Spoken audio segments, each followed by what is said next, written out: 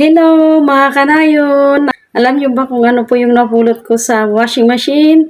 Taran! Hindi ko na-expect na may makuha ako sa washing machine na 600. Ang akala ko po kasi wala akong nilalagay sa mga bulsa ko. Kaya bago ako naglaba, hindi ko yan kinakalkal yung mga bulsa. Yan. Hindi ako nagkakalkal ng mga bulsa kasi ang alam ko hindi po ako naglalagay ng pira sa bulsa ko. Pero hindi ko ina-expect may 600. Ganon din ba kayo na may nakukuhang pera habang naglalaba?